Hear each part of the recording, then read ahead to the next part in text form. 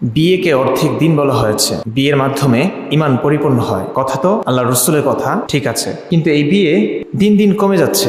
যুব সমাজের মাঝে বিয়ের প্রতি আগ্রহ দিন দিন কমছে, আশঙ্কাজনক হারে কমছে। এর অনেকগুলো কারণ আছে, আমি সবগুলো কারণ বলছি না, একটা কারণ আমি আপনাদের কাছে শেয়ার করছি এবং যেটি আমার কাছে এই যুগে খুব প্রয়োজনীয়, খুব গুরুত্বপূর্ণ বলে মনে হয় এবং এটি নিয়ে আলোচনা হওয়া দরকার বলে মনে করি আমি। সেজন্যই আজকে আমি এটি বলবো যে বিয়ে কমছে, এর মানে হচ্ছে খোদার গজবের জন্য আমরা আমাদেরকে প্রস্তুত থাকতে হবে। বিয়ে কমা মানে হচ্ছে জিনা বেড়ে যাওয়া, হারাম রিলেশনশিপ বেড়ে যাওয়া, এবং তাই হচ্ছে এখন মানুষ প্রেম করতে পারে ডজনে ডজনে, বিয়ের কথা বলেন সে একদম দুমড়ে মুচড়ে যাবে, একদম গুটিয়ে যাবে। যৌবন শেষ হয় তারপর যায় বিয়ে করতে। একটা মেয়ে একদম পড়াশোনা শেষ করে জব করে তারপর যায় বিয়ে করতে।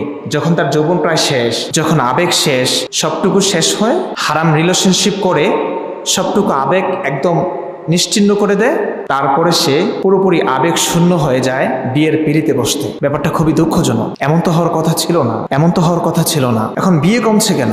নানান কারণের মধ্যে এটি একটি যে আমাদের সমাজে বউদের প্রতি যে অত্যাচারটা হয়ে আসছে দীর্ঘদিন ধরে, সেই কয়েক পুরুষ থেকে হয়ে আসছে। এখনকার শাশুড়িরা যখন বউ ছিলেন, তারা তাদের শাশুড়িদের কাছ থেকে অনেক নির্যাতনের শিকার তারা হয়েছেন, এটি নিঃসন্দেহে সত্য কথা হয়েছেন।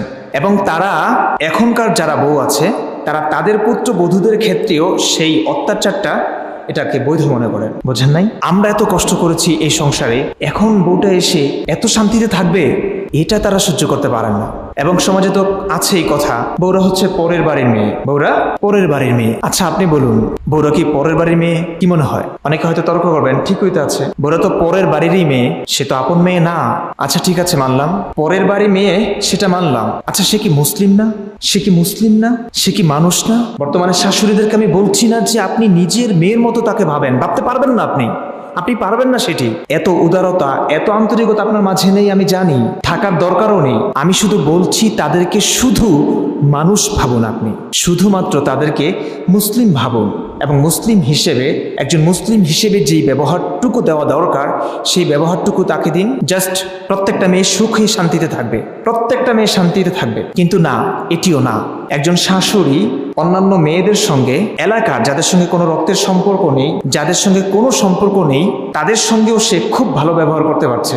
একই ক্ষেত্রে পুত্রবধূর ব্যাপার যখন আসে, সেটা হয়ে যায় বিশাল বড় একটা ভুল। সেটা নিয়ে সে এত রিয়েক্ট করে যেটা বলার বাহিরে। এগুলো নেওয়া যায় না। এই সভ্য যুগে শিক্ষিত নারীরা এসব নিতে পারে না, স্বাভাবিক। আমি যখন ভাবি যে এই মেয়ের জায়গায় যদি আমি হতাম, আমি কি নিতে পারতাম? না।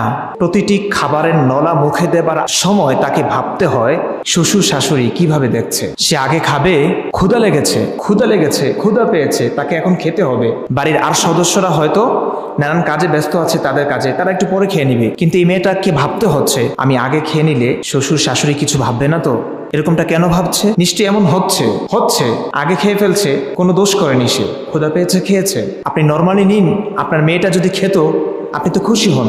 আপনার মেয়েটা যখন ক্ষুধা লাগলেই খেতে বসে যায়, আপনি খুশি হন। কিন্তু একই ব্যাপার যখন আপনার বউর ক্ষেত্রে ঘটে, সারাটা দিন কাজ করেছে, রান্নাবান্না করেছে, তার হয়তো গোসল শেষ, নামাজ শেষ, সে এখন খেতে বসবে। আপনি শ্বশুর শাশুড়ি কোনো কাজে হয়তো ব্যস্ত আছেন, আপনি পরে খাবেন, কিন্তু আপনার আগে যখন বউ খেতে বসেছে, আপনি সেটা নিয়ে পর্যন্ত দোষ ধরা শুরু করেছেন, পিছনে কিংবা সামনে। আচ্ছা বলুন তো, একটা মানুষ যেখানে সব সময় থাকে, নিয়মিত থাকে, কথার এত আঘাত কি সহ্য করা যায়? যেটা হাতুসিনানি লাহাল ইলতিয়াম ওয়ালা ইয়ালতামু মা জারহাল লিসান। হযরত আলী রাদিয়াল্লাহু তাআলা আনহু বলেছেন, তরবারির আঘাত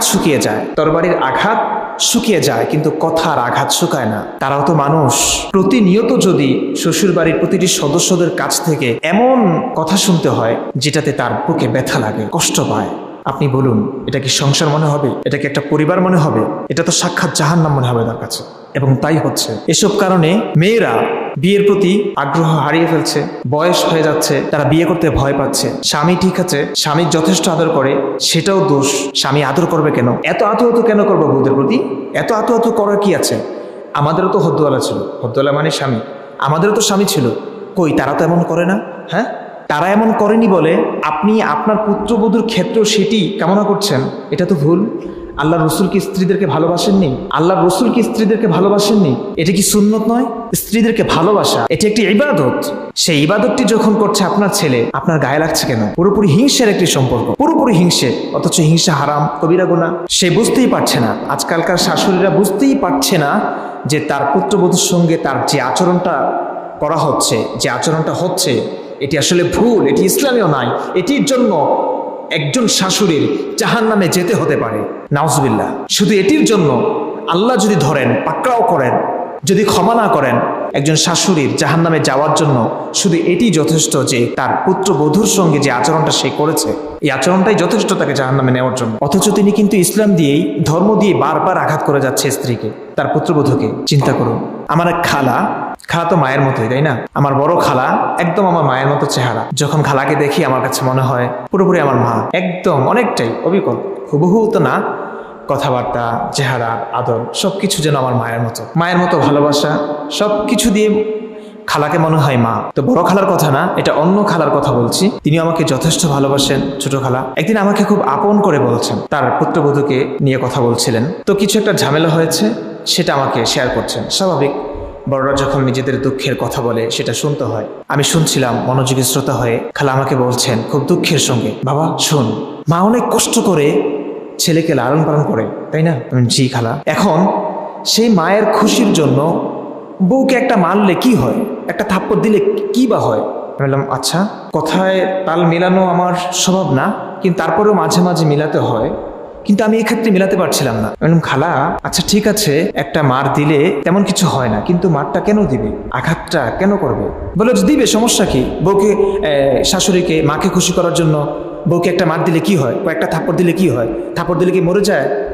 আমি বললাম না, মরে না, কিন্তু থাপ্পড়টা কেন দিবে? কোনো দোষের কারণে? দোষের কারণে দিলে তো ঠিক আছে, এটা মানা যায়, দোষ করেছে, অন্যায় হয়েছে, ঠিক আছে, সেটা তর্কের খাতিরে মেনেই নিলাম যে সেটা মানা যায়, কিন্তু দোষ ছাড়া মারবে কেন?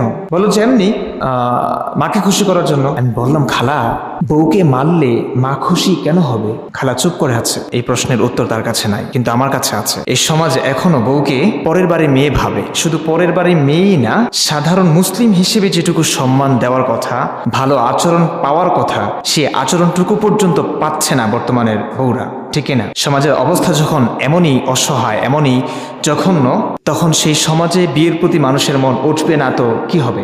উঠবে না কেন বলুন? বিয়ের প্রতি মন, আগ্রহ কার না থাকবে? থাকা তো উচিত ছিল।